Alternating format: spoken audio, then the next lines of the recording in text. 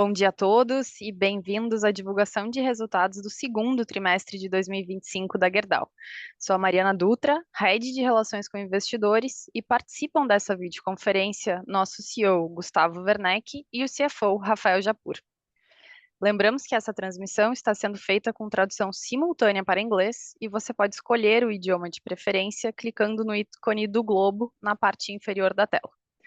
Durante a apresentação, todos os participantes estarão apenas como ouvintes, e em seguida daremos início à sessão de perguntas e respostas. Analistas e investidores poderão entrar na fila através do botão Raise Hand. Vale ressaltar que as perspectivas aqui apresentadas constituem-se em crenças e premissas da companhia. Considerações futuras não constituem garantia de desempenho e dependem de circunstâncias que podem ou não vir a ocorrer. Passo a palavra agora ao Gustavo para darmos início à apresentação. Por favor, Gustavo, pode prosseguir. Bom, boa tarde a todas e todos. Espero que vocês estejam bem e agradeço a oportunidade de estarmos juntos em mais uma divulgação de resultados. Para comentar brevemente sobre os destaques do trimestre e as perspectivas para as nossas operações. Daí seguiremos na sequência para a sessão de perguntas e respostas. Inicialmente, eu destaco que concluímos o segundo trimestre de 2025 com mais um recorde positivo na série histórica dos nossos índices de acidentalidade de trabalho, reforçando o nosso compromisso com a saúde e o bem-estar e a segurança dos nossos colaboradores e de todos os públicos com quem interagimos. Reafirmando nosso compromisso com a sustentabilidade, também ressalto que publicamos recentemente o relatório anual da Gerdau referente ao ciclo de 2024. Entre outros indicadores, destacamos no material que atingimos uma média de emissão de gases de efeito estufa de 0,85 toneladas de CO2 por tonelada de aço. É a menor taxa na nossa série histórica e que representa um índice menor do que a metade da média mundial do setor de produção de aço. Em relação ao desempenho financeiro, eu destaco a forte recuperação da nossa operação América do Norte, que no segundo trimestre atingiu uma participação recorde nos nossos resultados, representando 61% do EBITDA consolidado. Eu reforço que a Gerdau atua como uma empresa norte-americana nos Estados Unidos, atendendo a demanda nacional com aço produzido 100% localmente, sem depender da importação do Brasil. Nossa presença há décadas no mercado norte-americano reflete um ambiente de negócios favorável no país e é parte de uma estratégia de negócio de internacionalização e diversificação geográfica, que permite com que nossas operações nos 7 países em que estamos presentes das Américas atuem de maneira autônoma, com gestão executiva e operacional independente. Enquanto isso, no Brasil, o mercado doméstico seguiu, ao longo do segundo trimestre, sendo impactado pela entrada excessiva de aço importado. A taxa de penetração de importações chegou a 23,4% no primeiro semestre, mostrando, mais uma vez, a ineficácia do atual sistema de cotas com tarifas e a necessidade urgente da implementação de medidas que possam, de fato, atuar na defesa comercial da indústria brasileira do aço e dos empregos nacionais. Diante desse cenário de falta de isonomia competitiva no mercado brasileiro e da lentidão das autoridades em tomarem medidas mais efetivas, tomamos a decisão de reduzir nossos investimentos no Brasil, cujos detalhes iremos informar ao longo dos próximos meses. Seguimos, em paralelo, adequando nossa capacidade de produção atual a este cenário assustador de alta penetração de aço importado. Vou passar a palavra agora para o Japur, que vai detalhar os destaques financeiros e os impactos desse atual cenário no mercado brasileiro nos nossos resultados. Obrigado, Gustavo. Boa tarde para todo mundo. Que bom estar aqui com vocês mais uma vez na nossa divulgação de resultados. O nosso EBITDA ajustado atingiu 2 bilhões e 600 milhões de reais, 6,6% superior ao que a gente apresentou no primeiro trimestre de 2025, com destaque para o crescimento da operação na América do Norte, como o Gustavo já destacou, e, por outro lado, a redução, a compressão que a gente teve na nossa operação aqui no Brasil, bem como na América do Sul. Registramos um lucro líquido de 864 milhões de reais, ou 43 centavos por ação, um crescimento de 14% em comparação ao primeiro trimestre. Durante esse primeiro trimestre, a gente realizou 2 emissões importantes de dívida. Um bond de 10 anos de 650 milhões de reais, 650 milhões de dólares, e uma debênture de 7 anos de prazo de 1 bilhão e 400 milhões de reais. Essas emissões tiveram o objetivo de reforçar o caixa da companhia e alongar o prazo médio da nossa alavancagem da dívida.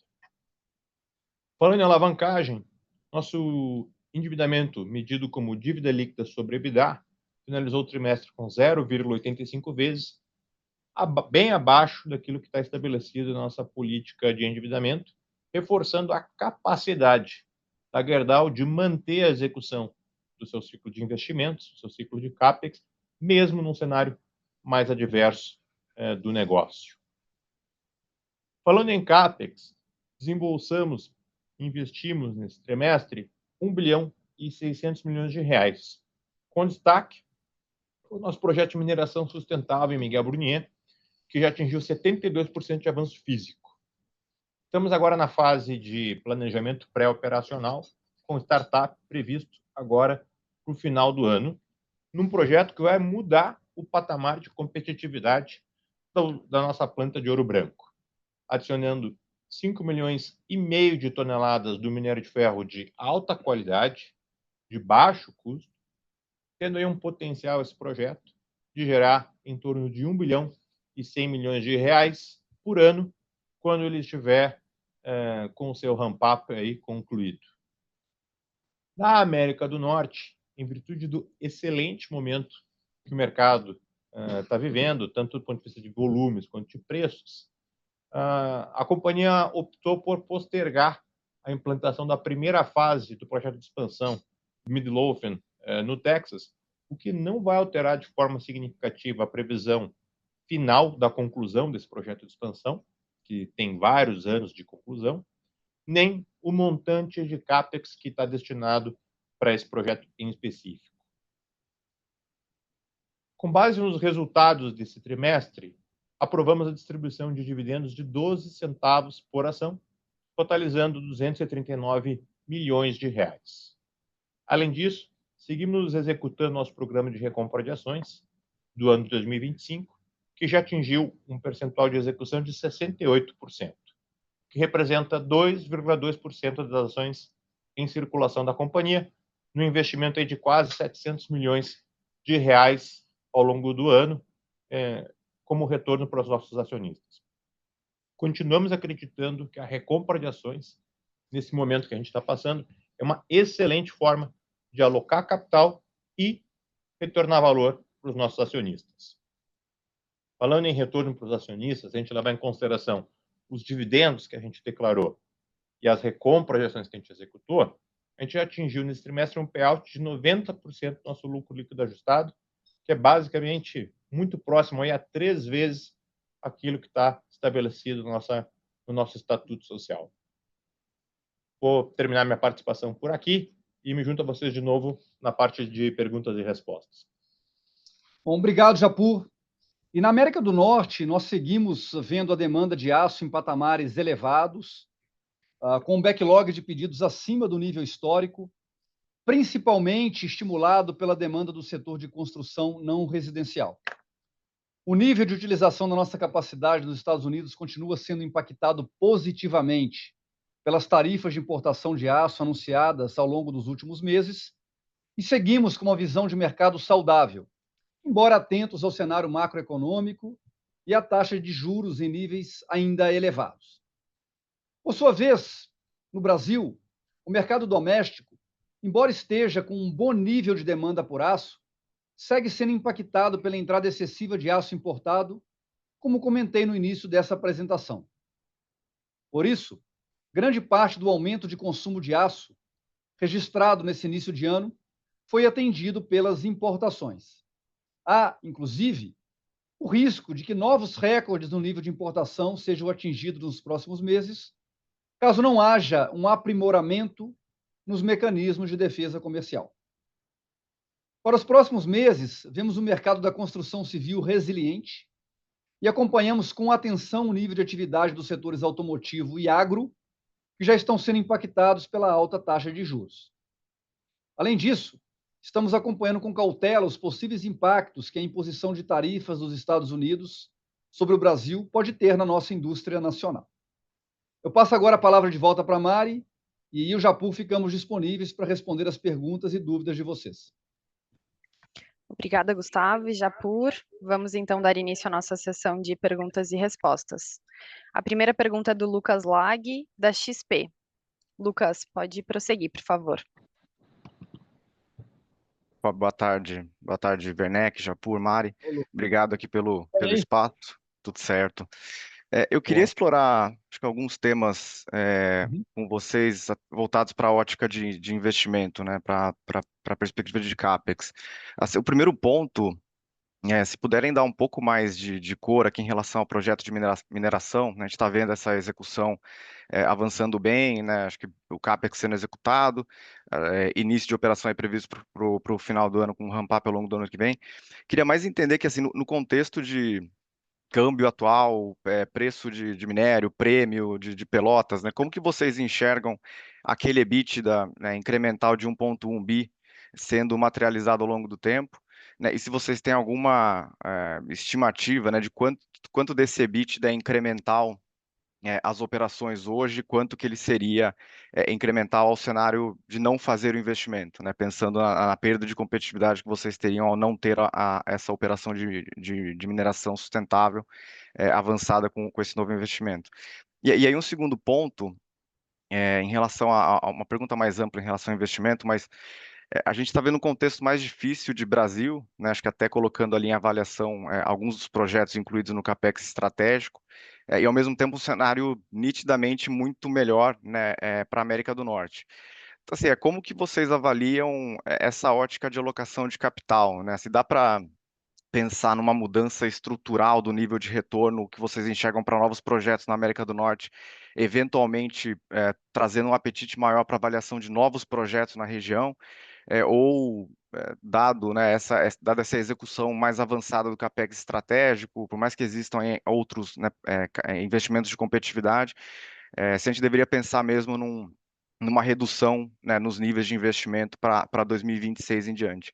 Então, acho que são esses dois pontos, uma pergunta mais específica que a mineração e uma outra mais ampla em relação à ótica de alocação de capital nesse contexto diferente entre Brasil e América do Norte. Obrigado, pessoal. Obrigado, Lucas, e é um tema muito relevante, né? Eu fico feliz que a gente já comece por ele. Vou te dar uma visão mais conceitual e geral, e aí na sequência eu passo para o Japur. Ele acrescenta um pouco mais de números assim na minha explicação. De forma geral, assim, né, sempre temos essa preocupação, temos tido essa preocupação no CAPEX, tá? Do desembolso nosso anual, né? Em função da nossa capacidade aí de gerar fluxo de caixa ao longo dos anos, tá? Mas a gente entendeu assim, né, e a gente vem entendido ao longo dos últimos anos, que um patamar de desembolso anual de CAPEX ao redor de 5 ou 6 bi, ele seria bastante sustentável, tá? E quando a gente olha assim, de um ponto de vista um pouco mais qualitativo, esse desembolso, a gente pode perceber uma mudança significativa nos últimos anos. A gente está alocando muito mais CAPEX em projetos de competitividade, de redução de custos, né? De criação de uma equação futura mais competitiva que a gente tem hoje, do que CAPEX alocados a aumento de capacidade produtiva. Então, mesmo num patamar de desembolso, já houve uma mudança significativa ao longo desses últimos anos. Esse patamar de 5 a 6 bi de reais por ano, ele foi e é capaz de acomodar as necessidades de CAPEX no Brasil com as necessidades de CAPEX na América do Norte. Então, a gente não teve que fazer escolha dentro desse montante se a gente priorizaria Brasil ou Estados Unidos. Então, a gente conseguiu tocar as necessidades de investimentos das duas macro-regiões em paralelo. Então, Lucas, à luz de tudo que vem acontecendo, né, e mais especificamente da decisão que foi tomada na reunião do CAMEX agora do dia 24 de julho, de não se colocarem mecanismos de defesa comercial mais intensos, fortes, nós tomamos uma decisão da gente reduzir esse desembolso global de CAPEX de 2026 para frente. A gente não vai paralisar nenhum investimento em andamento. Esses investimentos, especialmente aqui no Brasil, em mineração em Ouro Branco, eles são fundamentais para a gente ir para uma equação de competitividade e custo baixo que a gente nunca teve. Então, nós não vamos paralisar nada que está em andamento. Ou, em outras palavras, aquele 6 bi que nós anunciamos de desembolso para esse ano, ele vai ser integralmente executado. Tá? Só que a partir de 2026 já existe uma decisão tomada da gente reduzir o patamar de desembolso. Eu e o Japur ainda não estamos prontos para dizer exatamente quanto vai ser e nem quais investimentos nós vamos retirar, né? E a gente espera que essa análise mais detalhada que nós faremos agora em setembro, em agosto e setembro, ela nos permita ali no Investor Day de outubro a gente passar bem mais detalhe disso aí. Mas a decisão está tomada, tá? Então essa decisão é para reduzir investimentos futuros no Brasil, tá? E manter os investimentos que a gente já previa, os futuros investimentos para a América do Norte. Tá? Porque lá a gente entende que esses investimentos que a gente tem feito, eles têm se traduzido numa captura de margens e atendimento da demanda atual. Mais especificamente nos segmentos que a gente atende nos Estados Unidos, né, especialmente das vigas, dos beans e dos merchants, a gente entende que manter uma equação de equilíbrio entre a oferta e demanda ela é importante ao longo dos próximos anos, por isso que não tem nenhum sentido a gente colocar uma usina nova, uma capacidade muito maior do que tem, porque tu perde um equilíbrio que é importante que seja mantido. Mas, marginalmente, a gente vem colocando capacidade, a gente vem agregando produtos no nosso mix, né, produtos de maior valor agregado, e isso a gente vem fazendo ao longo dos últimos anos, e tem uma fase importante, que é esse investimento que a gente tem feito na nossa usina de Midlothian, no Texas, que é a usina mais relevante que a gente tem lá, a maior usina. Tá? A gente tomou uma decisão importante de retirar desse ano uma parada que a gente faria agora no segundo semestre, para implantar mais uma fase desse investimento, conforme o Japur comentou. A gente entende que a demanda, nesse momento, ela está tão sólida, que a gente prefere deixar nossa capacidade produtiva tá, direcionada para atender a demanda que vai ter agora no segundo semestre e deixar essa parada para um pouco mais à frente. Como é um programa de investimento, são diversas paradas ao longo dos anos, como o Japur comentou, ele não compromete o todo, mas é uma decisão relevante para nós de deixar nesse ano essa capacidade produtiva alocada para atender a demanda que está muito sólida, tá? Então, esse é o conceito geral, tá? Então, só um resumo. A partir do ano que vem, nós vamos ver uma redução desse patamar de desembolso. Não vai ser mais esses 6 bi. Nós vamos reduzir, tirando especialmente o Brasil e mantendo os investimentos na América do Norte, porque a gente entende que lá, com tudo que está acontecendo agora no curto e no médio prazo e as demandas futuras que vão continuar sólidas, é importante a gente seguir tendo uma participação relevante e competitiva no mercado norte-americano. Então, o conceito geral é esse, e eu passo para o Japur para dar talvez um pouco mais de número, algum detalhe aí que eu não passei para vocês. Tudo bem, Lucas? Acho que voltando para a primeira pergunta que você fez, cara, acho que era mais específica do CAPEX do nosso projeto de Itabiritos, né, Miguel Burnier. É difícil fazer uma regra de 3 assim, para chegar a um cenário que dizia como seria se a gente não tivesse esse investimento, porque, claro, a gente não vai operar daqui para frente com esse nível de preços de minério de ferro, de pelota, para poder comparar e fazer o contrafactual, né? Mas acho que grandes números acho que é importante relembrar, né? Esse projeto nosso, ele foi aprovado levando em consideração um preço CIF China para o minério 62%, que agora vai trocar para 61%, né? Mas um preço de $80 por tonelada. Essa era uma das premissas do projeto. E a segunda premissa, que era com relação à parte de qualidade do minério e a substituição de pelota na nossa rota de produção, a gente considerava um prêmio de $45 por tonelada da pelota sobre o minério. Esse último está hoje abaixo, né? A gente sabe que o prêmio está abaixo de 45 de pelota sobre o minério, mas por outro lado o minério está mais alto. Mas mesmo nessa combinação, a gente entende que o guidance, né, que a gente deu como uma referência que esse projeto deveria gerar 1 bilhão e 100 milhões de reais de EBITDA, incrementar o nosso resultado atual hoje, quando ele estiver em ramp-up, ele permanece mais ou menos na mesma ordem de magnitude. O nosso entendimento é que, ao longo do tempo, caso a gente não tivesse feito esse investimento, cada vez mais a gente vai ter menos acesso a minério granulado na região do quadrilátero ferrífero. Por conta disso, a gente teria que aumentar mais o consumo de Pelotas, e isso levaria a uma inflação aí dos nossos custos, que a gente estima que poderia ser algo na faixa de 300 a 400 milhões de reais, mas como a gente não tem esse cenário para frente se desdobrando, é muito difícil fazer o contrafactual.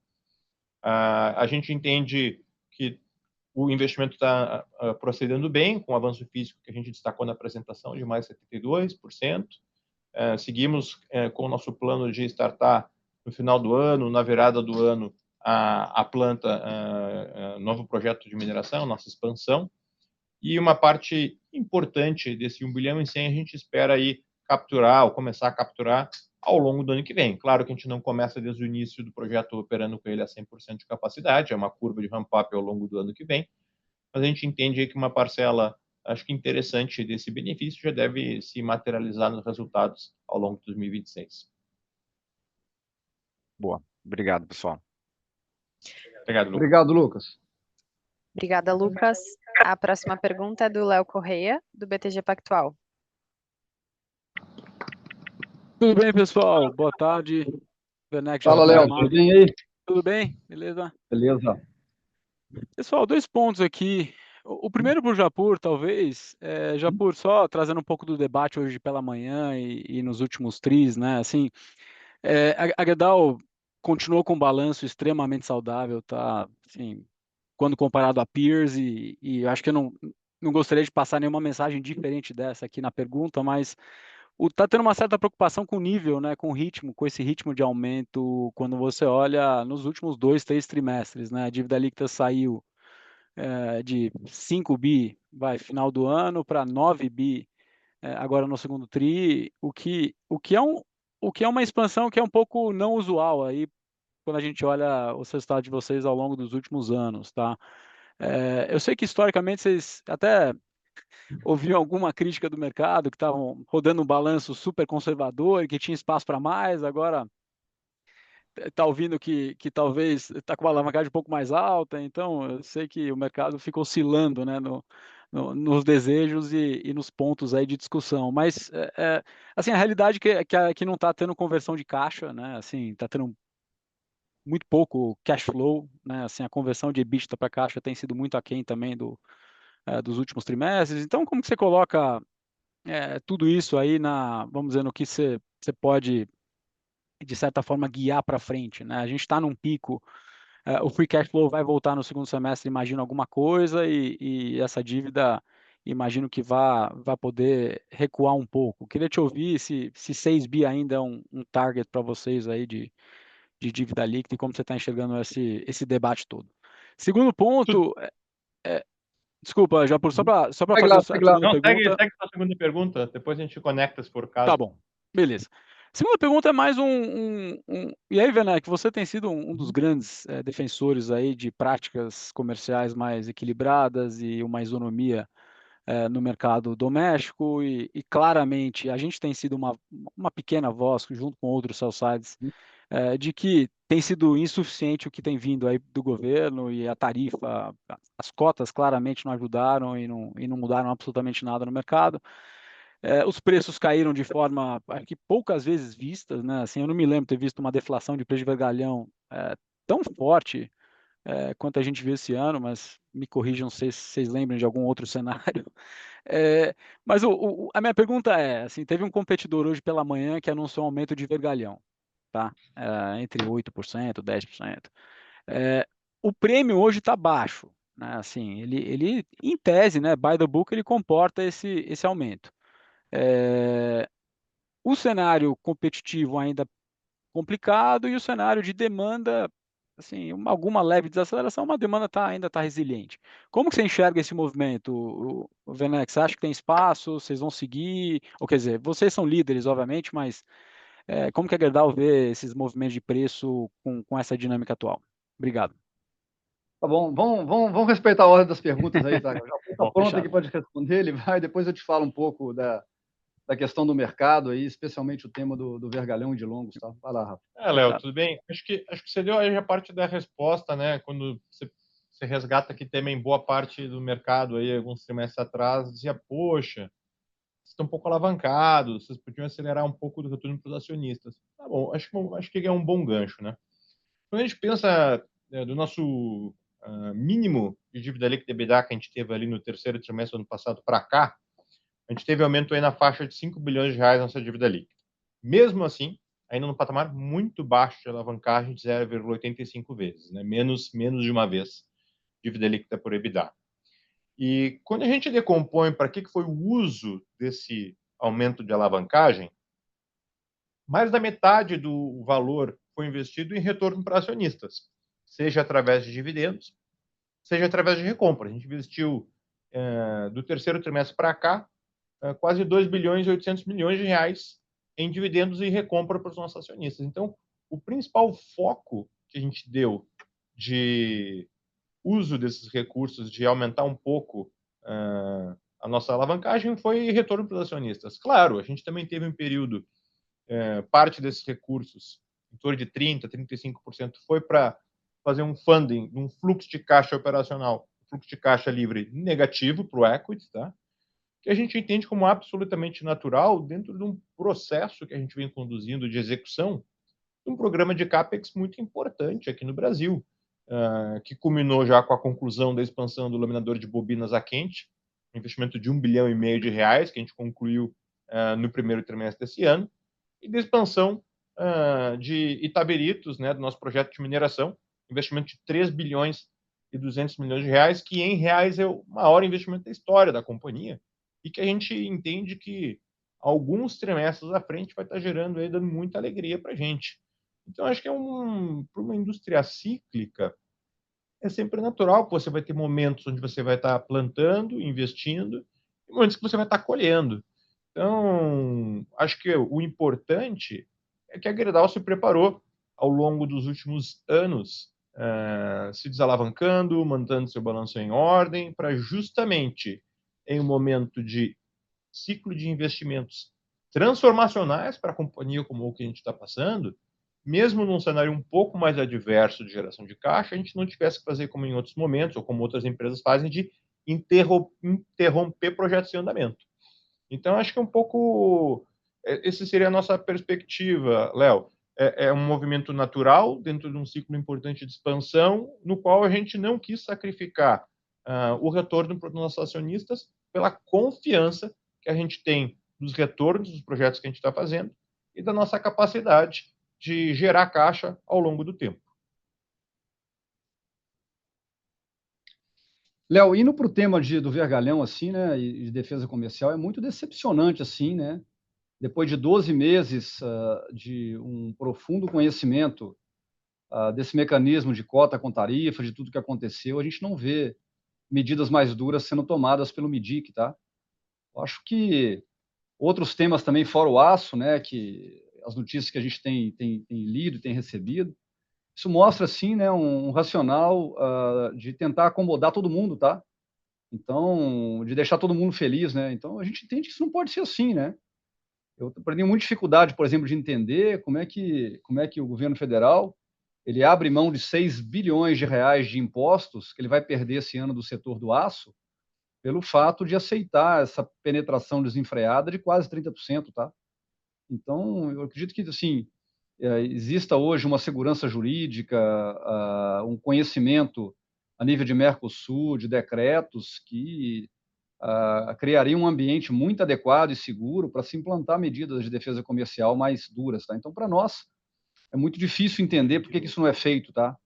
Então, fora isso, né, o que aconteceu mais especificamente no mercado de vergalhão, em primeiro lugar, como tu comentou, né, tem toda essa questão de preocupação de novos lançamentos, de construção civil, né? Mas nesse momento ele continua sólido, tá, Léo? A gente olha o nosso backlog, não tem nada que nos diga assim, pô, tá desacelerando agora, tá? E pode ser que venha mais na frente o debate que vocês olham muito aí no banco, né? E todo mundo olha, mas na prática ainda não desacelerou. Nós estamos num momento de demanda muito boa, tá? Então, assim, no vergalhão específico, vendo toda essa questão que aconteceu com planos e tal, eu acho que tem alguns elementos assim que eu gostaria de comentar, né? Primeiro que assim a gente vai manter a nossa posição de share com relação ao vergalhão no Brasil, tá? Então parte disso que tu comentou, né?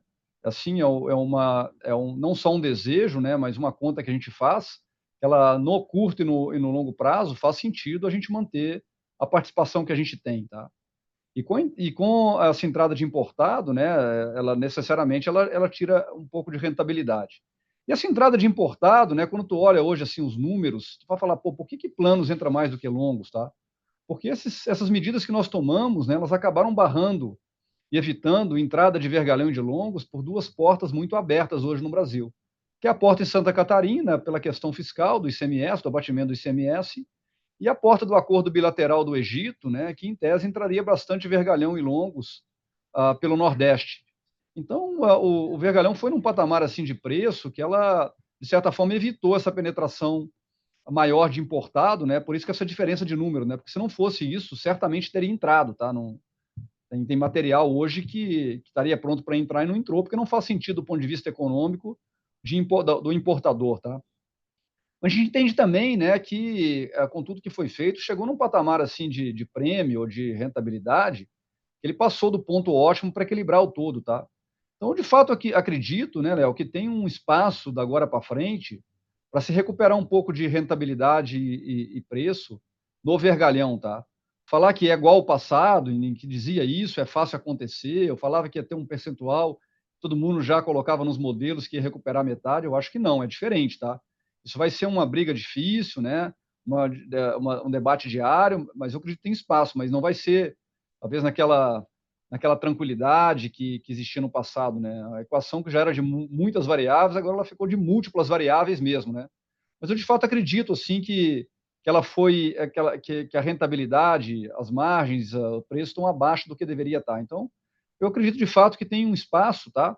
Embora, né, Léo, se continuar uma briga mais acirrada, né, a gente acredita que o grande benefício que nós traremos agora no Brasil nos resultados da segunda metade é em custos, tá?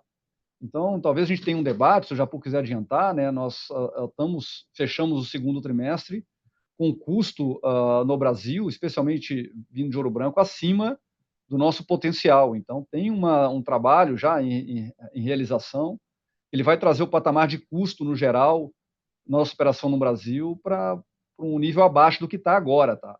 Acho que ainda tem espaço, assim, se tiver uma briga um pouco mais acirrada, para a gente competir bem numa equação de custo mais baixa que a gente vai estar. Então, as informações gerais são essas, tá? Japuto, tem mais algum ponto aí sobre esse item? Claro, tenho sobre esse item. Também me dei conta, Gustavo, que eu não respondi integralmente a pergunta do Léo. Só para não voltar do ponto, acho que é importante, a gente vê, sim, na segunda metade do ano, uma geração de caixa positiva do nosso negócio, tá? A gente não antecipa uma aceleração do nosso nível de desembolso de CAPEX. Na operação no América do Norte, a gente teve um consumo importante de capital de giro pelos maiores volumes e maiores preços que a gente praticou. A gente entende que isso já vai começar a gerar mais caixa no terceiro trimestre, como tipicamente um trimestre que operacionalmente a gente gera mais caixa, então a gente antecipa na segunda metade do ano ter uma segunda metade de geração positiva de free cash flow to equity, tá? E com relação aos custos, né, que acho que é um ponto importante que o Gustavo destacou, como acho que eu falei, a gente mencionou no nosso release de resultados, dentro desse programa de CAPEX importante que a gente está fazendo da mineração, tem vários temas que se interconectam com a nossa usina de Ouro Branco, como nossos pátios de matérias-primas, as nossas sinterizações, que vão ter agora alguns processos de aglomeração a frio para poder usar pellet feed nos processos de sinterização. Então, essas várias intervenções que a gente fez ao longo desse trimestre, a gente entende que atrapalharam um pouco o ritmo de produção dos nossos alto-fornos em Ouro Branco. A gente estima que na ordem de 100, talvez 150 mil toneladas a mais, a gente poderia ter produzido com essa mesma base de custos fixos que a gente tem hoje, tá? Se a gente não tivesse as intercorrências aí na nossa planta de Ouro Branco.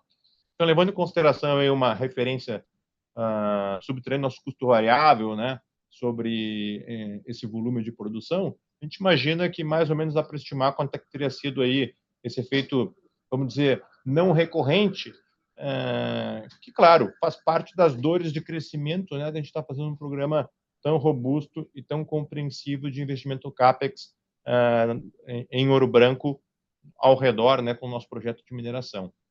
Então, acho que eu diria que isso já deve corroborar esse aumento de produção e a volta do ritmo no usina de Ouro Branco, já deve corroborar de uma forma muito importante para melhorar a nossa diluição de custo fixo nos próximos trimestres, como o Gustavo mencionou. Boa. Obrigada, Léo. A próxima pergunta é do Daniel Sasson, do Itaú BBA. Daniel, pode perguntar. Obrigado, Mariana. Oi, Japur. Oi, Werneck, tudo bem? Sempre Fala, um Dani, prazer tudo falar bem com aí? vocês. Tudo ótimo. Prazer é nosso. Na verdade, só pegando um gancho aqui da última pergunta do Léo, né, em relação aos níveis de alavancagem, endividamento de vocês, Japur, realmente o 0,85 aqui está bem abaixo do 1,5 da política, mas a dívida bruta também está em 18 bi, né, um pouco acima da outra parte da sua política, que é uma dívida bruta até 12 bi. Essa política, na verdade, foi pensada num momento em que o seu EBITDA talvez fosse 5 bi, né, um momento ali até pré-Covid, o câmbio era 4 e tal. Você acha que faz sentido, de repente, repensar essa política e, na verdade, só para ter certeza, você não se preocupa tanto com a dívida bruta em termos absolutos quando você pensa em distribuição de dividendos ou buybacks, ou, enfim, nas alternativas que você tem de retorno ao acionista, né? É isso mesmo? É tranquilo a dívida bruta estar mais alta no momento que você também tem caixa mais alto? E, Werneck, aqui talvez a minha pergunta, acho que a gente está num momento difícil para a siderurgia no Brasil, acho que você toca muito nesse ponto mesmo, e agora você até puxou no gancho aqui da sua última resposta esse ponto de custos, né, de eficiências que vocês sempre buscam, porque no fim é o que está nas mãos de vocês, né, mas a minha preocupação é mais, poxa, se a gente já sabe, se a gente já vê que as medidas do governo de proteção do mercado doméstico foram basicamente inócuas, né? Qual é o endgame aqui, né? Até onde você consegue, poxa, segurar investimento, repensar CAPEX, tomar as difíceis decisões de repente ter que diminuir o seu pessoal, né? Assim, o que de repente em termos de medidas estruturantes você acha que a gente poderia ver para o Brasil pular essa armadilha aqui de estar com consumo de aço per capita flat há 30 anos? Né? Desculpa, é uma pergunta mais geral, mas queria entender como você pensa. Tá bom, vamos responder na sequência também. Tá bom. Rafa, Começo por aqui, Gustavo. Tudo bem, Daniel? Acho que tem dois temas aí, tá? Por um lado, claro que num cenário de juros altos no mundo, dívida bruta para cima não é algo que a gente fica feliz de uma forma estrutural, tá? Mas lembrando que a gente tem algumas questões nossas internas de a gente gerar mais caixa hoje na América do Norte do que a gente gera no Brasil, então em alguns momentos a gente termina que a gente não traz imediatamente o dinheiro dos Estados Unidos, da América do Norte para cá, e a gente está com um programa importante de CAPEX na operação do Brasil, mais de 60% do nosso desembolso de CAPEX, dá para imaginar que mais ou menos uns 4 bi do nosso desembolso de CAPEX do ano é aqui no Brasil, e a gente não está gerando esse ritmo de CAPEX, né, no Brasil, então, e é o Brasil que também paga os dividendos, que faz as recompras, né? Então, por isso a gente tem aí talvez algum descasamento que termine levando aí um aumento do caixa e da dívida bruta, né? Mas a gente entende que é algo temporário, que até nos próximos trimestres a gente deve equalizar, assim como a gente entende que a gente deve ter geração de caixa positiva também na segunda metade do ano, que vai também colaborar para a gente reduzir o nosso nível, potencialmente reduzir nosso nível de alavancagem nos próximos trimestres, tá? Perfeito. Bom, do outro ponto, Daniel, assim, tu tocou um ponto muito importante, assim, né? Até porque na nossa história de 125 anos, não dá para ficar sentado aqui meu dia inteiro olhando quantos que vão ser demitidos, né? Quanto de investimento vai ser reduzido, né? Que é importante, né? Eu hoje mais cedo, falando com a imprensa, eu comentei, né, eles me perguntaram, eu comentei que a gente já retirou 1.500 pessoas esse ano, né? Que a gente, agora, especialmente depois do dia 24, lá da divulgação, assim, ou da expectativa de serem anunciadas medidas comerciais, de defesa comercial um pouco mais dura, não foram. Nós promovemos uma redução, especialmente em Pindamonhangaba e Mogi na última semana. Então, essas medidas eu acho que estão todas assim caminhando, tá? Mas a pergunta tua é muito fundamental, tá? O que vai ser no futuro, assim, né? Tu vê assim o mundo inteiro, de certa forma, se fechando, né? Criando esses mecanismos de defesa, especialmente contra a China, né? contra uma competição desleal. Não dá, por exemplo, assim, quando eu vou para a China, converso com um par meu, né, de uma produtora chinesa e a pessoa não entende quando eu faço uma pergunta, por exemplo, sobre o custo de capital, né? Então, tu vê assim, né, o nível de dinheiro público hoje para poder manter essas capacidades produtivas e renda, assim, tu não consegue competir, né? E a pergunta sempre vem, isso vai mudar, né? Daqui a 10 anos vai mudar? Vale a pena a gente continuar fazendo esse esforço de curto prazo na expectativa, tá? A gente nunca foi muito de ficar esperando as coisas acontecerem, né? Não é à toa que essa decisão, talvez parecida no momento difícil que nós vivemos aí há 10, 15 anos atrás, ela nos levou a implantar uma transformação muito grande nos nossos ativos, né? Os vários países que nós saímos, a caixa que nós levantamos aí vendendo as operações, esse nível de endividamento que você e o Léo comentaram agora, ele não era assim, né? Isso é uma realidade nova. Então, assim, a gente entende que nós vamos ter que promover também adequações de longo prazo no Brasil, tá? A gente chegou um momento na Gerdau, assim, depois de todos os investimentos que a gente fez, tá? Que a gente não quer mais diminuir de tamanho como companhia, tá? A gente acha que a gente está num tamanho assim de empresa como um todo, assim, ela consegue acomodar as necessidades e desejos de todos os stakeholders nossos, tá? Então, o que nós estamos olhando no longo prazo, né? Porque nem todo importado ele consegue penetrar assim nos nossos clientes, tem cada vez mais necessidade de serviço. Então, o que nós estamos pensando agora é exatamente sobre isso, né, Daniel? Assim, tem sentido manter essas rotas de produção que a gente tem sentido manter toda a capacidade produtiva, tem sentido a gente fazer uma reformulação mais profunda assim, no nosso footprint de ativos. Então, as respostas assim que a gente está trabalhando agora, que eu e o Japur estão trabalhando no nosso dia a dia, elas são muito menos de curto prazo, né? Que a nossa turma tem uma capacidade muito diferenciada de promover essas ações, mas trazer respostas mais estruturadas assim nas crenças que a gente está agora vivendo de mundo, né? De um fechamento, de uma desglobalização, né? De Estados Unidos especialmente assim de uma caminhada de longo prazo de trazer a indústria de volta para os Estados Unidos. Esse debate é muito central, tá? A gente está trabalhando intensamente nisso com bastante tempo. Eu acho que a gente manter essa pergunta no ar, viu, Daniel, assim, no Investor Day, a gente caminhar nisso aí, ela não só traz as respostas assim que tu está provocando, mas ao mesmo tempo a gente usa todo o aprendizado, as relações, assim, né, a proximidade que a gente tem com vocês, assim, no mercado de capitais, para a gente buscar alternativas de longo prazo que continuem deixando a Gerdau numa posição muito destacada, assim, ao longo dos anos, de uma empresa muito sólida que consegue não só trazer o retorno para os nossos acionistas, mas também contribuir de forma muito decisiva com o que a sociedade precisa da gente, tá? Perfeito. Obrigado, Gustavo, Rafa e Mari. Obrigada, Dani. Agora a gente vai para a pergunta do Rafael Barcelos, do Bradesco BBI. Rafa, pode perguntar. Bom dia a todos. Oi, Werneck, Japur, Mari, obrigado pela oportunidade.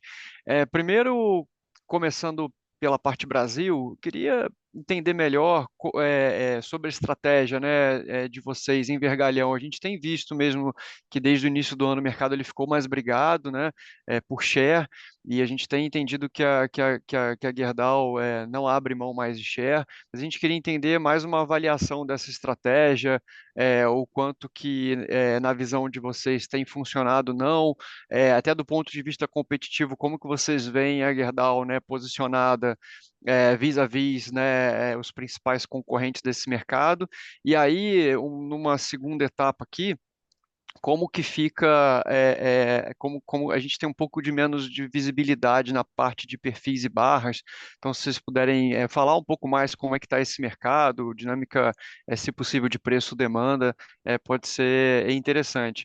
E a minha segunda pergunta, mas um follow-up dessa questão de alocação de capital e CAPEX, eu entendo a intenção de reduzir o nível de CAPEX da companhia para frente. Eu só queria entender como é que eu entendo que vocês provavelmente vão dar mais visibilidade sobre as possibilidades no Investor Day, então não quero aqui também antecipar nenhuma discussão, mas era mais numa questão qualitativa, como é que vocês equilibram esse desejo de rodar a empresa num nível de CAPEX mais baixo com o que a empresa precisa tomar de decisão para a manutenção dos negócios, né, como uma reforma de forno, como, enfim, o que no sentido de CAPEX mínimo mesmo, né? Enfim, são esses meus pontos. Obrigado. Tá bom. Rafa, obrigado. Como eu comentei um pouco do vergalhão na resposta do Léo Correia, tá? Eu vou deixar o Japur falar do vergalhão também, que dentro da didática dele, das palavras dele, da forma de colocar as coisas, né? Eu acho que dá um pouco mais de informação aquilo que eu já comentei. Então, passo, Japur, tu puder responder a questão completa do Rafa aí, tá? Claro. Para Rafa, tá? Tudo bem, Xará?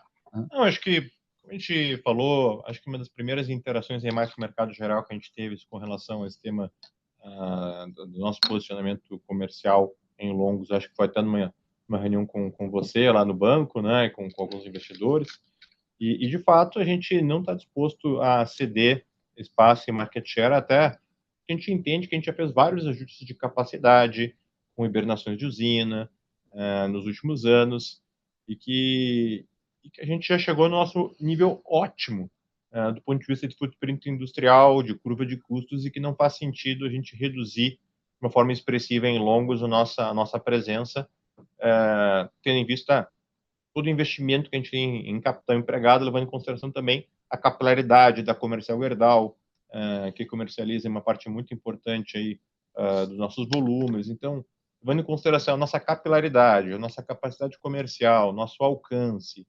nosso posicionamento na curva de custos, a gente entende que não faz sentido a gente ceder aí de uma forma importante espaço no mercado. Esse é o primeiro ponto. Segundo ponto, eu acho que tem uma função muito importante dos volumes de importação no mercado, que tipicamente não era alvo de uma forma tão representativa nas importações, quando a gente pensa entre longos e planos, né?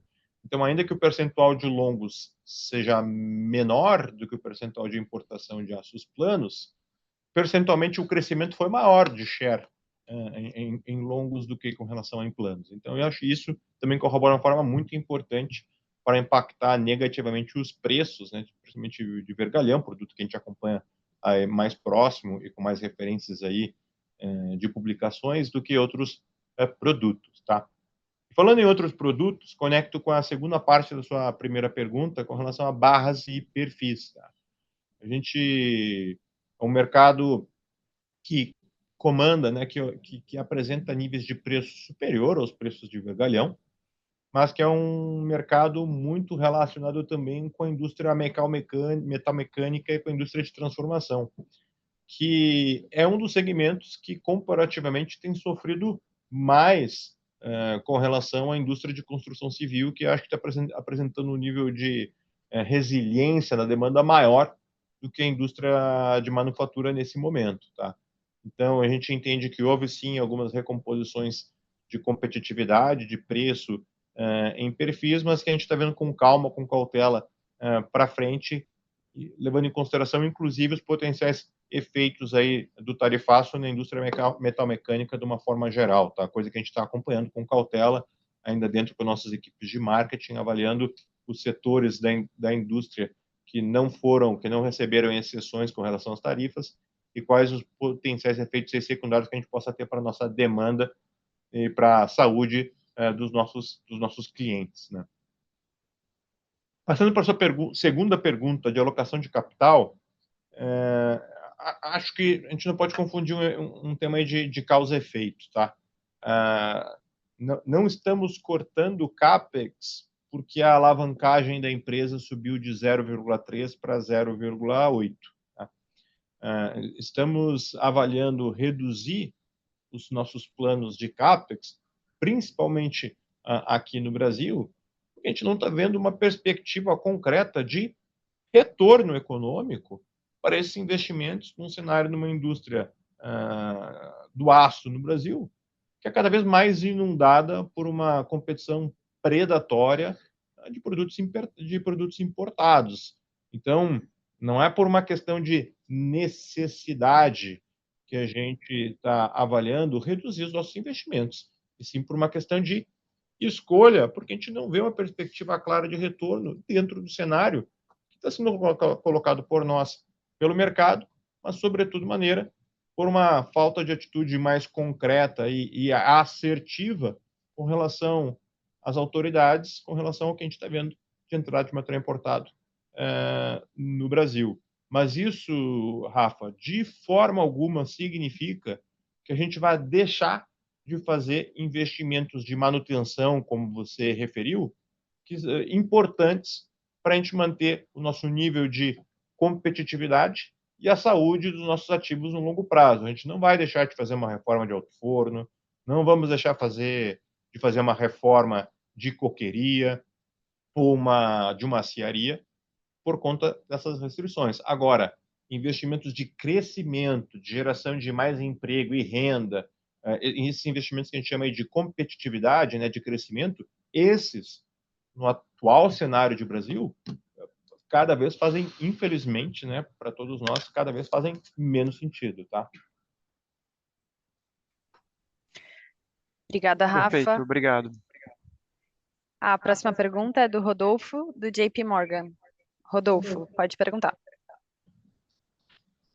Olá, boa tarde já, né? Boa tarde a todos. Eu quero fazer duas perguntas aqui. A primeira é falar um pouquinho ainda de Brasil e depois eu queria falar um pouquinho do Werneck sobre Estados Unidos. Mas sobre Brasil, acho que está claro que a situação é complexa. Olhando para trás, quando a gente já viu um filme parecido, a companhia era muito diferente e vocês fizeram vendas de ativo, que eu acho que a mensagem está clara que não é uma alavanca, pelo menos que está sendo considerada agora. A mensagem de alocação de capital também está muito clara, manter os ativos como estão, mas acho que crescimento claramente não está no Brasil.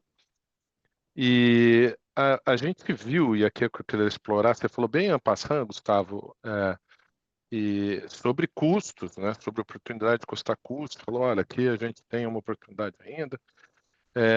E eu queria explorar isso um pouquinho com você e com o Japur. O que tem de oportunidade aqui, que eu acho que é uma alavanca extremamente importante, principalmente quando vocês estão pensando em uma estratégia de defesa de market share no país.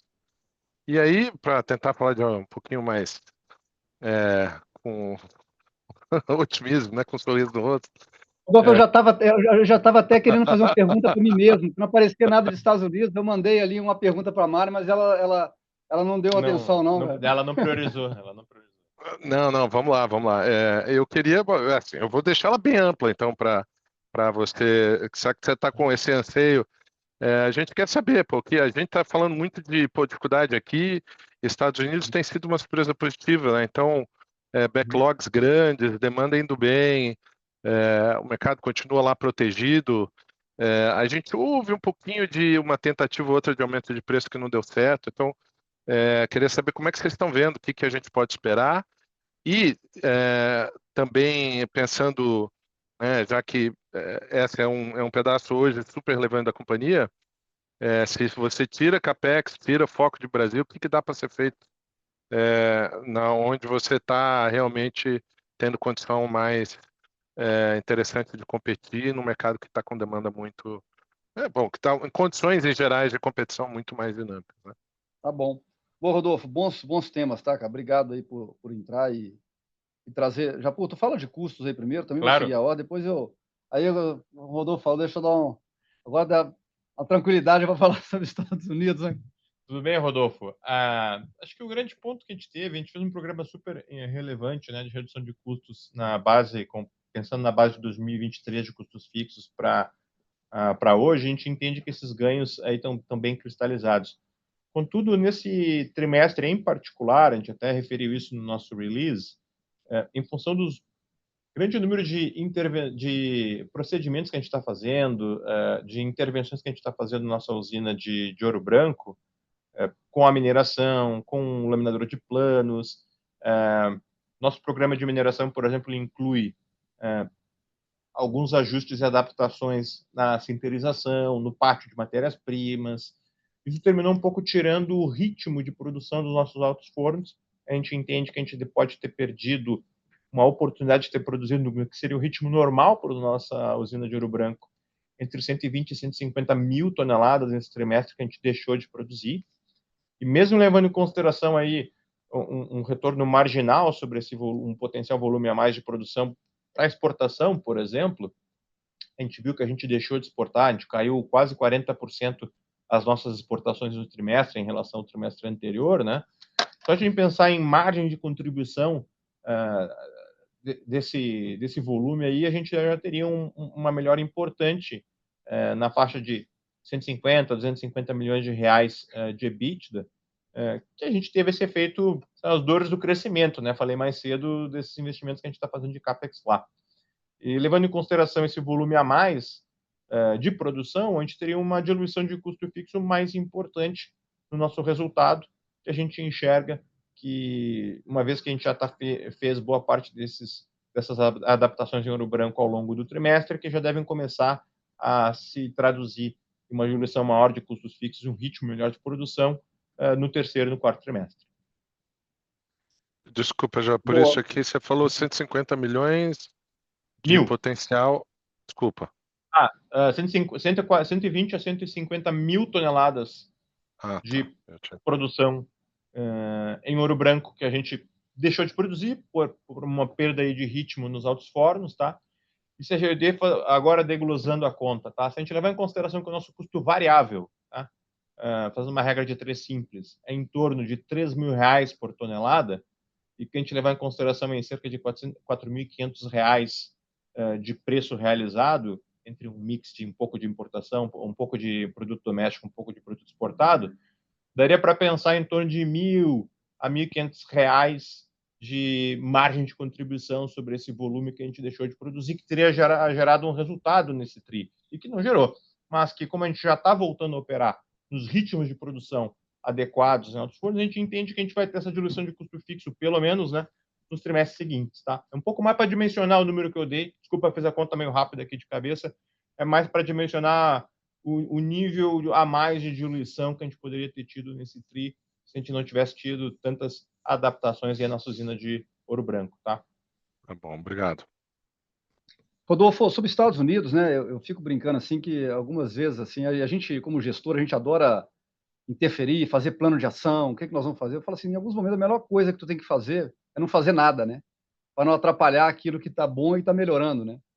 Então eu falo muito mesmo, cuidado para a gente não querer fazer coisas demais lá e atrapalhar aquilo que está indo bem, tá?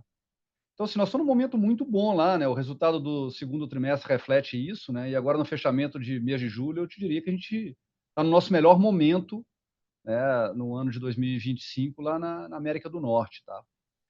Então, assim, essa questão de aumento de preços aí que tu comentou não foi especificamente no nosso segmento, né? Talvez tenha sido mais para plano, sabe? Acho que as coisas estão muito bem alinhadas, assim, para a gente continuar entregando resultados no curto prazo e também no médio e no longo prazo, né? Até porque, né, Rodolfo, assim, boa parte do nosso backlog, ela está muito alinhada, assim, a movimentos de mais médio e longo prazo nos Estados Unidos, né? De reindustrialização, aquelas coisas que vieram lá de trás, tá? Então, tu olha assim, perguntar, Gustavo, o que está hoje forte no teu backlog lá, né? Eu citaria 3 coisas. Solar continua bastante forte. A gente acha que talvez no futuro, né, com a redução de incentivos na atual administração, né, a preocupação, está todo mundo acelerando bastante esses investimentos. Então, o backlog está bastante forte, assim, de entregar aço lá para aqueles racks lá de suporte dos painéis solares, está bem forte. Torre de transmissão, né, a distribuição de energia de forma geral também puxando bastante aço. A data center também puxando bastante aço. Continua aço também para a construção de novas instalações industriais, né? Desde fábrica de chip, que já começou lá atrás, né? A gente vê novas facilities para a indústria naval. Os Estados Unidos perdeu muito potencial, muita capacidade. Hoje é menos de 1% da indústria naval global é os Estados Unidos. E tem um monte desde equipamentos militares até navios privados que precisam de reforma, retrofit. Então, a gente entende que no médio prazo também tem bastante demanda. Por isso que eu falo não atrapalhar, não tem sentido, por exemplo, eu chegar aqui e falar, pô, nós vamos fazer uma greenfield nova nos Estados Unidos. Vai atrapalhar, porque tu vai tirar um equilíbrio de oferta e demanda, né? Então, nós estamos assim, muito cuidadosos, viu, Rodolfo, do que a gente faz lá, para a gente não atrapalhar o que a gente entende que está bom e vai continuar bom. Então, o Japur comentou ali na introdução dele, nós tomamos uma decisão de suspender a parada que nós teríamos na usina de Midlothian. Porque isso é um programa de colocar mais capacidade produtiva ao longo dos anos. A nossa principal usina dos Estados Unidos, que é no Texas, A gente entendeu, cara, não vamos tirar a capacidade agora que nós estamos surfando uma onda muito boa. Deixa para fazer na frente. Então, nós estamos com essa capacidade bem reservada lá para essa demanda que vai vir, para maximizar agora um resultado no momento que está muito bom. Nós, por exemplo, estamos entrando também, um debate que a gente tem tido é assim, vocês pretendem fazer mais downstream nos Estados Unidos? A gente tem feito um pouco, com o pé no chão, então nós estamos agora partindo uma planta de downstream, de certa forma pequena, mas importante para esse business de energia solar. Ao invés da gente entregar somente o perfil para esses racks, nós estamos entregando agora o perfil processado, furado, pronto para consumo. Isso vai nos ajudar a manter ou crescer share, manter margem. A gente está também acrescentando novos produtos, assim, marginalmente, algumas usinas nossas, como Petersburg, usinas que fazem aço ali, produtos para o piling, né, que é a questão lá das fundações. Então, a gente está sendo super, assim, eu diria, preciso, para a gente não atrapalhar aquilo que vem bem. Então, a gente entende que vai continuar bem esse ano, tá? Vamos ver como é que vai ser, né? Se vai ter capacidade ou não de expandir spread, né? Talvez um pouquinho, né? Mas em termos de demanda, em termos assim de uma equação de custos, que a gente chegou num patamar muito bom, desde lá de trás, buscando a gente se igualar aos nossos competidores, tal, a gente enxerga de uma forma bastante positiva, tá? Até o nosso próprio business de aços especiais lá, ele deu uma melhorada agora nos últimos meses, né? Também com a redução de importação. Então, acho que nesse momento, assim, né, uma expectativa da gente continuar gerando resultados bons. Quanto menos a gente pensar em coisa que possa atrapalhar, melhor, tá? Tá ótimo. Super obrigado ao time inteiro. Beleza. Obrigado, Rodolfo. Obrigada, Rodolfo. Agora a gente vai para o Gabriel Barra, do Citi. Gabriel, pode prosseguir, por favor.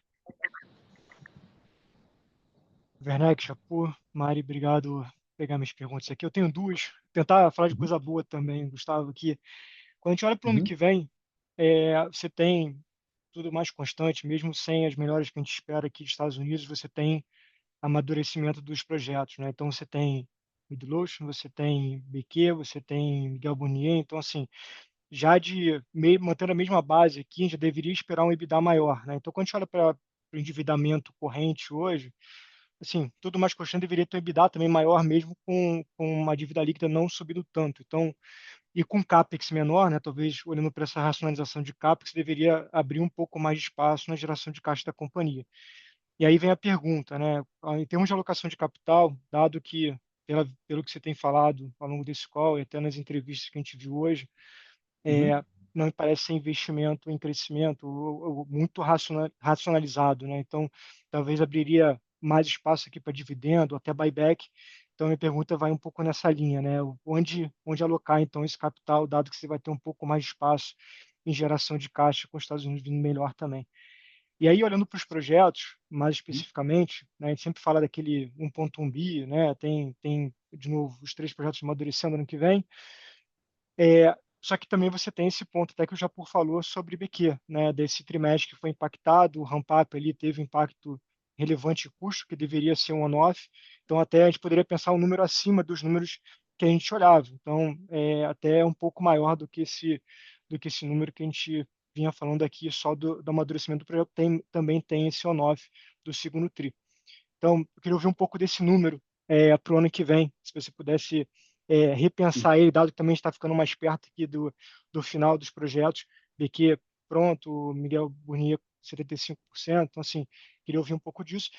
E se eu puder, em relação ao Ouro Branco, faz sentido, então, pensar em uma normalização já da produção a partir do terceiro tri, e isso que eu falei do on-off, a gente deveria pensar para o ano que vem também como um fator agregador aqui de EBITDA também. Então, só se pudesse contextualizar isso também dentro da segunda pergunta, ajudaria bastante. São esses pontos. Obrigado.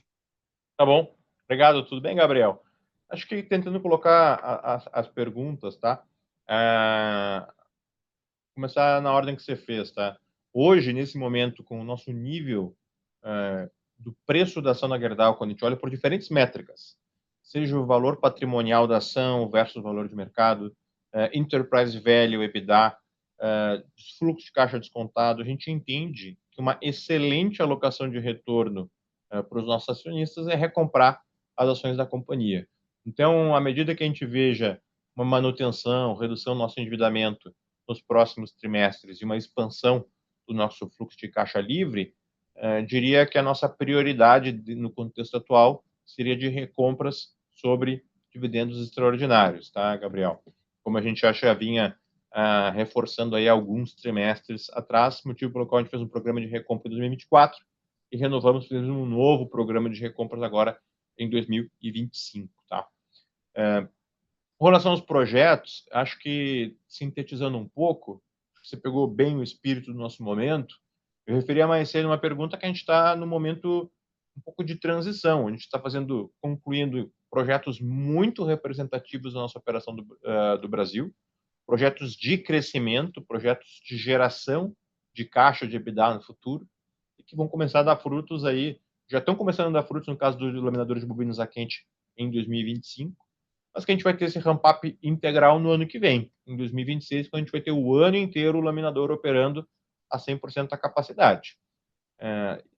Da mesma forma, a gente vai ter o investimento de Miguel Burnier, de mineração, que começa o ano acelerando, e claro, em 2027, aí sim a gente vai ter eventualmente o benefício integral desse projeto dentro dos nossos resultados. Mas a gente já entende que, haja visto o tamanho do retorno do projeto de mineração, a gente já vai ter um crescimento não desprezível, aí, um crescimento importante, potencial de EBITDA, tudo mais constante, levando em consideração, por exemplo, metade do 1,1 bi que a gente refere como retorno esperado para o projeto de mineração, mais o retorno aí que a gente referia do nosso projeto de bobinas a quente. Então, só levando isso em consideração, mais alguma normalização desse one-off de custos que a gente está tendo por essas adaptações que a gente está fazendo na usina de Ouro Branco, a gente entende que tem um espaço importante para a expansão do nosso EBITDA na Operação Brasil, em particular, no ano que vem, tudo mais constante. Super claro, Japur. Obrigado. Obrigada, Gabriel. A nossa próxima pergunta é do Carlos de Alba, do Morgan Stanley. Thank you very much, Mari. Hello, Gustavo, Rafael. So look, a lot of discussions already. So I just want to ask about one topic in particular, working capital. You did mention, Japur, that in the second half, you should generate cash as working capital comes down.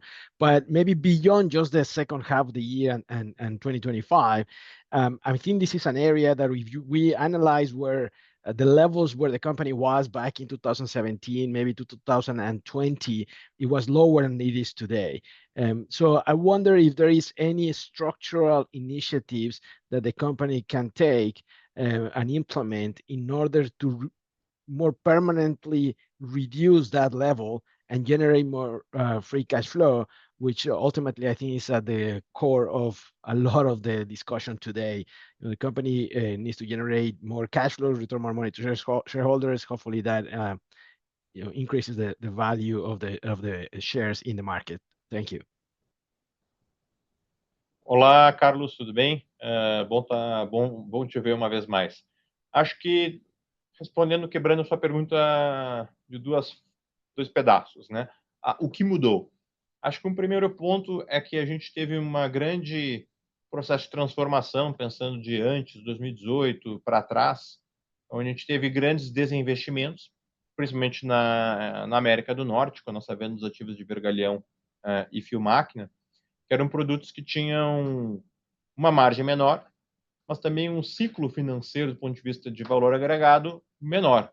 Então, ao se tornar um player mais de nicho, de produtos de alto valor agregado, menos vendas diretas para distribuição e mais vendas para end customers, né, para clientes finais, isso, por um lado, aumenta a nossa rentabilidade. A gente pode até ver pela margem EBITDA da Gerdau na América do Norte comparado com os peers, né, nos últimos trimestres, mas, por outro lado, proporcionalmente também consome um pouco mais de caixa do ponto de vista de prazos, valor adicionado em estoque, que é um produto com custo unitário maior. Então, isso se reflete um pouco dentro das nossas métricas. Isso dito, mesmo assim, a gente entende que tem um espaço, sim, para uma melhora do nosso desempenho em ciclo financeiro. pensando em capital de giro não como um valor absoluto em milhões de dólares, mas como dias de working capital, né, de capital de giro. A gente entende que hoje a gente está nesse patamar aí de em torno de 83, 85, 84 dias, e que a gente deveria buscar no consolidado da Gerdau estruturalmente um nível mais próximo de 80 dias. Tem desafios que sempre vão acontecer em momentos de oscilação de mercado e oscilação de preço que vão puxar mais o capital de giro, como aconteceu na América do Norte nesse trimestre, ou vão liberar um pouco mais de capital de giro, como a gente teve durante a pandemia, mas estruturalmente a gente gostaria e tem trabalhado internamente com as nossas operações de negócio para buscar um nível consolidado de capital de giro em torno de 5 a 4 dias mais baixo do que o nível que a gente tem hoje. Perfeito, Não estamos muito obrigado. com o nível de working capital atual. Obrigado, Carlos. Legal, tchau. Obrigada, Carlos. A próxima pergunta é do Caio Ribeiro, do Bank of America. Bom, obrigado, pessoal. Obrigado pela oportunidade. Boa tarde. E me desculpa se tem algum tema repetido aqui, mas infelizmente perdi o começo do call.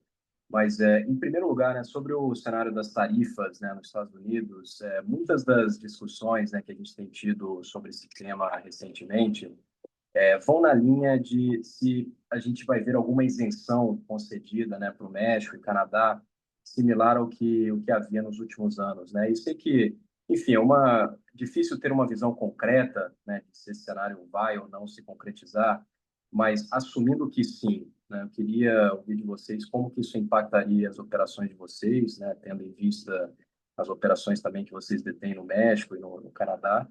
E ainda nesse tema, se vocês acreditam, né, que os lead times estendidos, né, que vocês comentam, que hoje estão bem robustos, e a alta de preços de longos, né, se deve mais a uma demanda, né, no mercado doméstico que, enfim, tem se mostrado bem pujante, ou também tem a ver, né, com essa captura de share de importados, né, que poderia mudar se essas isenções vierem, né? E em segundo lugar, sobre aços especiais, né, se vocês puderem nos passar uma cor, né, sobre como que tem evoluído, né, as perspectivas de demanda no mercado brasileiro, americano, e como que isso deveria impactar aí a perspectiva, né, de margem nos próximos trimestres.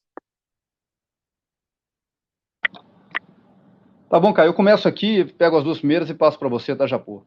Bom, a gente acredita que todo esse debate de Estados Unidos com México e com Canadá, ele vai continuar acontecendo e vai desaguar numa revisão do acordo da USMCA, tá? Então, essa janela vai abrir agora em breve. Então, a gente acredita que todo esse debate que está acontecendo, ele tem como pano de fundo a busca de uma nova configuração para esse acordo, né? A gente acha que até lá, no fechamento de um novo acordo da USMCA, esse debate vai continuar acontecendo, tá? Então, essa é a nossa crença, tá? O vergalhão, viu, Caio, ele é absoluto excesso de oferta, tá?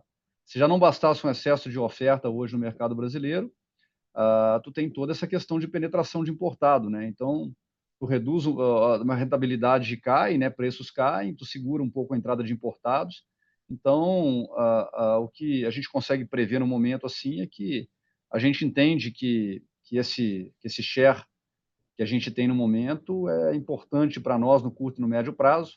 Então, a gente não acredita no vergalhão que vai haver alguma mudança muito grande assim nos próximos meses, né? A gente acredita, né? Eu comentei anteriormente que tem espaço para uma recuperação de um pouco de preço, de rentabilidade, mas não é uma coisa assim que vai ser fácil de acontecer, né? Então, no desenrolar das próximas semanas, a gente vai ver o quanto se consegue recuperar um pouco dos prêmios, tá? Então, essa é a nossa crença do momento. E, Japur, tu fala um pouco de aços especiais no Brasil e Estados Unidos? Claro, acho que estou pegando acho que a pergunta do meio, teve duas, mas mais para três perguntas do Caio.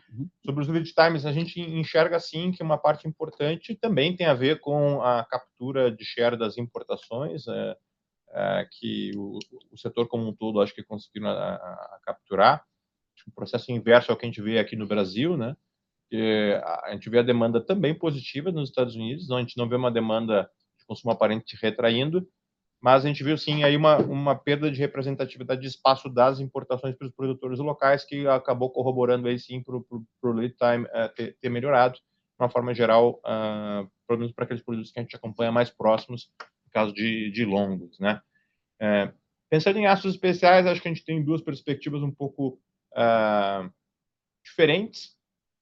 No Brasil, talvez um pouco de preocupação e cautela um pouco maior agora para a segunda metade do ano, levando em consideração aí potenciais impactos das tarifas que foram implementadas contra o Brasil, que podem ter, sim, né, por óbvio, impactos na cadeia automotiva e de autopeças, né, do qual a gente é um ator muito importante, né, como fornecedor.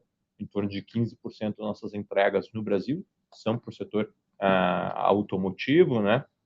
Por outro lado, na América do Norte, a gente viu nesse trimestre, em comparação com trimestres anteriores, uma expansão da margem dos nossos produtos de aços especiais, nem tanto por um tema de preço, de SBQ, mas muito por melhoras operacionais dos investimentos que a gente fez, principalmente na nossa usina de Monroe, nos últimos anos, que estão chegando no fim desse ciclo de investimentos que a gente fez nos últimos 2, 3 anos, e que começam a dar resultados do ponto de vista de eficiência, de redução de custo, de nível de utilização de capacidade, e isso está se refletindo em conjunto com o metal spread melhor, então se refletindo em margens melhores para o nosso produto de SPQ na América do Norte.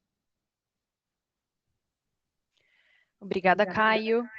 Bom, pessoal, em função do tempo, nossa sessão de perguntas e respostas está encerrada.